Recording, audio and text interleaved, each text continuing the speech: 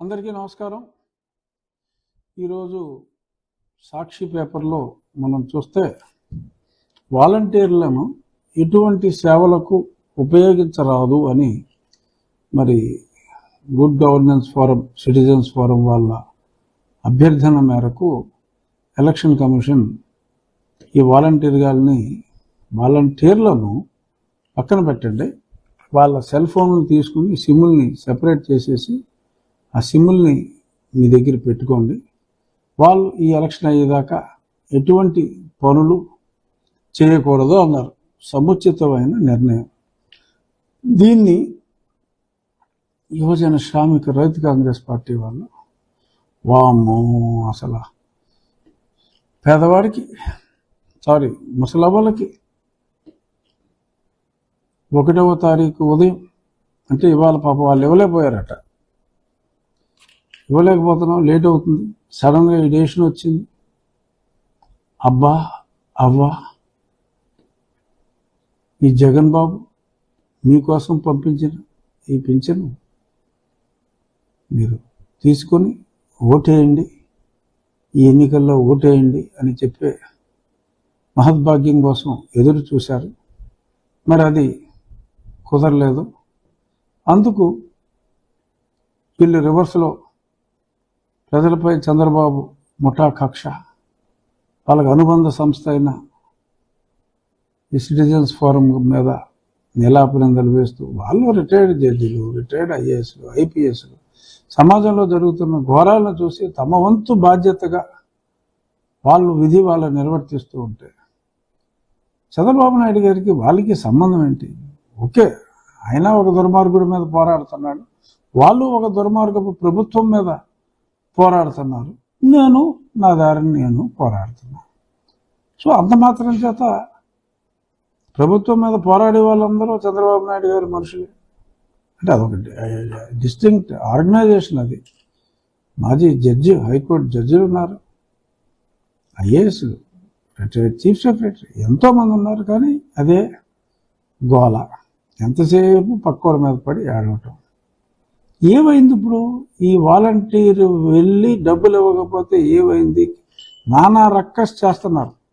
అందుకని ఆదివారం అయినప్పటికీ కూడా నేను ఈరోజు రచ్చబండ పెట్టాల్సి వచ్చింది. ఇప్పుడు ప్రతి గ్రామంలో ఒక గ్రామ సచివాలయం ఉంది. ఆ గ్రామ సచివాలయంలో ఆల్మోస్ట్ పని పాట లేకుండా 11 మంది సచివాలయం స్టాఫ్ ఉన్నారు. ఏమీ పని లేదు వాళ్ళకి ఉన్నారు. ఆ సచివాలయం స్టాఫ్కి అప్పచెప్పోయా జగన్మోహన్ రెడ్డి, ఆ సచివాలయం స్టాఫ్ అప్పచెప్పు, లేదా సజ్జల రామకృష్ణారెడ్డి ఎదబస్సోది చెప్తే నీ సాక్షిలో నువ్వు రాస్తే ఖండించేవాడే లేడనుకున్నావా? వాలంటీర్ వ్యవస్థని ఖండించడానికి పార్టీలకు దమ్ము ధైర్యం ఉండకపోవచ్చు, నాకుంది, ఒక ఇండివిజువల్గా నాకుంది ఆ దమ్ము, ఆ ధైర్యం. ఏమవుతుంది? వాలంటీర్ ఇవ్వకపోతే గతంలో చంద్రబాబు నాయుడు గారు పెన్షన్ ఇవ్వలేదా? ఎంత సక్రమంగా ఇచ్చారు. ఇప్పుడు గ్రామ సచివాలయం స్టాఫ్ ఒక గ్రామానికి 11 మంది ఉన్నారు. ఎంతమంది ఉంటారు ఒక గ్రామంలో పింఛన్దారులు? అలాగే ఒక పట్టణం ఉందంటే వార్డు సచివాలయం ఉంది. ఎంతమందికి నువ్వు ఇచ్చేది?